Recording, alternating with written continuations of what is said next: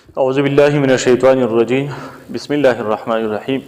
موږ د وقف بحث شروع کړو په هغه کې موږ د کیفیت وقف بحث کړو. نن به موږ ان شاء الله د محل وقف بحث کوو. خو د دې نه مخکې چې زه محل وقف شروع کوم څنګه چې ما تیر کلاس کې ویلو دا شی زه تاسو ته دا خبره کوم چې که تاسو زموږ چینل تر اوسه پورې نه وي سبسکرایب کړی زموږ چینل سبسکرایب کړئ چې تاسو زموږ نوي ویډیوز راځي تاسو زموږ سره اپډیټ اوسئ. اوس په موږ سبق وایو د محل وقف. محل څه ته وایي؟ ځای ته وایي چې په کوم ځای کې موږ له وقف کول پکار دي. څنګه چې ما تاسو په تیر سبق کې ویلو چې حضرت علي رضی الله تعالی عنه فرمایي چې الترتیل هو تجوید الحروف و معرفة الوقوف. ترتیل څه ته ویل کېږي؟ د حروف تجوید پیژندل او د هغې سره وقفونه پیژندل. څنګه چې موږ تاسو په تیر سبق کې ویلو چې کیفیت وقف او محل وقف دا پیژندل پکار دي. نو کیفیت وقف موږ ویلو. نن موږ د محل وقف بحث کوو. محل وقف څه ته وایي؟ چې کوم ځای پیژندل چې په کوم ځای کې وقف موږ ته کول پکار دي. ځکه چې حضرت عبدالله بن عمر رضی الله تعالی عنه فرمایي چې کله بعد الله د رسول ته یو صورت په نازل شو هغه موږ ته حلال او حرام به هم ښودل او د هغې نه پس به موږ ته دا هم ښودله چې په کوم ځای کې به تاسو وقف کوئ په کوم ځای کې به تاسو ودرېږئ ساه به اخلئ. نو هغه ځایونه به هم موږ ته ښودل. د دې حدیث نه دا معلومه شوه چې دا یو بنیادي علم دی او دا زده کول دا ضروري دی چې وقف موږ وپېژنو. ځکه چې د قاري مثال د یو مسافر دی چې هغه روان وي خپل منزل طرف ته نو هغه بې ځای بې ځای په لارو کې د چا سره نه کیني. هغه چې بې ځای کیني نو هغه په دې باندې خفه کېږي ځکه چې هغه په سفر کې کمی راځي. دقه شانې کې موږ چې قرآن د تلاوت کوو نو بې ځای بې ځای موږ ته وقفونه نه دي کول پکار. چې یو ځای کې موږ ته وقف ضرورت نشي او موږ بې ځای بې ځای وقفونه کوو نه. چې په کوم ځای کې موږ ته ضرورت راغی زموږ ساه ختم شو نو په هغه ځای کې موږ ته وقف کول پکار دي. بیا په کوم طریقه باندې به کوو؟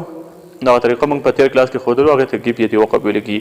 په کوم ځای کې به یې کوو نو هغه ځایونه به نن موږ معلومو. هغې ته بیا چې کوم دی په هغه کې بیا چې په قرآن کې موږ ته مختلف قسمه علامات لیکلي شوي طا جیم دغه شان کې د علامت د آیاتي نو دغه میمي په دغه ځایونو کې چې کوم دی وقف کول دا ډېر زیات افضل او بهتر دی. د دې نه علاوه په کوم ځای کې چې لا لیکلی شوي نو هلته کې وقف نه دی کول پکار او سیده مخکې تلل پکار دي.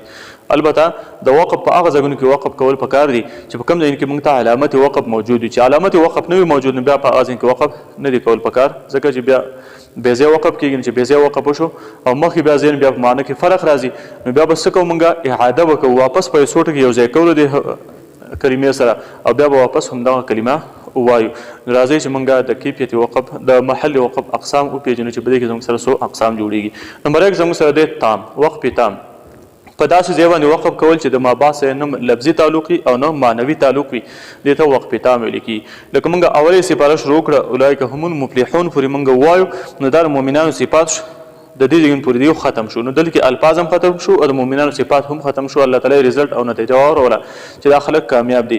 نو دین باندې چې تا وقف وکړو نو دا وقف تام دی دا وقف تام دی. او د دې معنا او د دې حکم دا دی چې د دې نه به یا د مابعد نه به سیده شروع کړي لکه ان الذین کفروا سواء به سیده وایي مخکې به پسې کلمې نه یو ځای کړي. د دې حکم دا دی چې مابعد نه به شروع کړي را روان چې کوم آیت دی هغه به سیده وایي مخکې به خپل تلاوت جاري ساتي. دویم نمبر بیا زموږ سره دی وقف کافي. وقف کافي څه ته وایي؟ چې په داسې یو ځای باندې سره وقف وکړي چې د هغې د مابعد سره معنوي تعلق وي لفظي تعلق نه وي. لکه الفاظ دلته کې پوره شوي دي خو معنی نه ده پوره شوي مضمون لا روان دی مخکې چې کوم دی تفصیل شروع دی نو دې ته ویل کېږي وقف کافي. لکه مثال په طور باندې ومما رزقناهم ينفقون اولی سپاره ومما رزقناهم ينفقون مونږ وایو. تاسو څنګه زما سره په کتاب کې وایي انشاءالله یا وبالآخرة هم یوقنون. نو دلته کې زموږ سره څه شی دي؟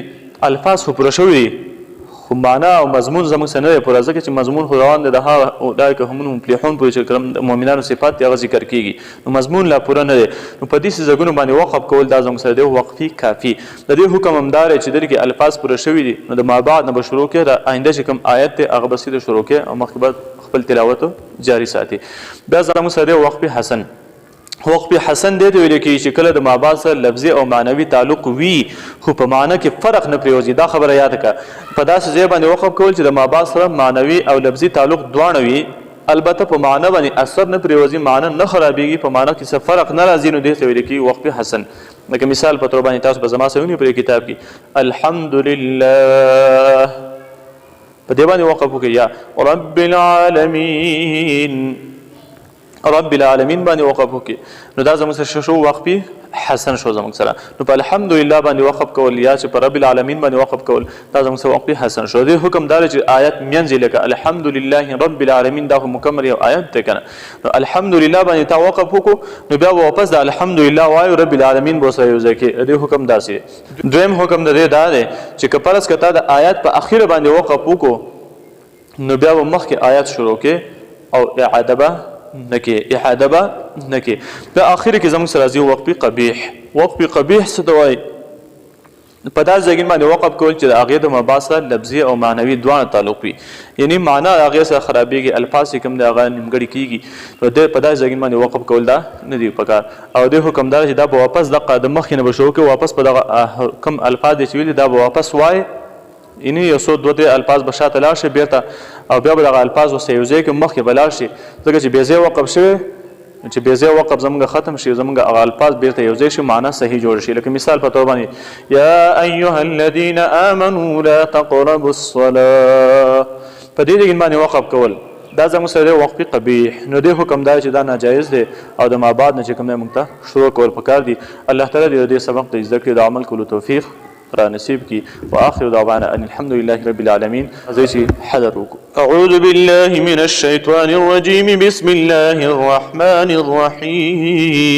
الرحیم.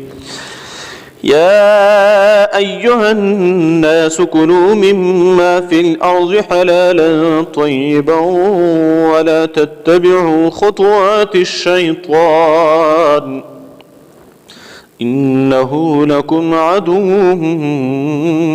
مبين. إنما يأمركم بالسوء والفحشاء وأن تقولوا على الله ما لا تعلمون. وإذا قيل لهم اتبعوا ما أنزل الله قالوا بل نتبع ما ألفينا عليه آباءنا أولو كان آباؤهم لا يعقلون شيئا ولا يهتدون. ومثل الذين كفروا كمثل الذي ينعق بما لا يسمع إلا دعاء ونداء صم بكم عمي فهم لا يعقلون. يا أيها الذين آمنوا كلوا من طيبات ما رزقناكم واشكروا لله إن كنتم إياه تعبدون.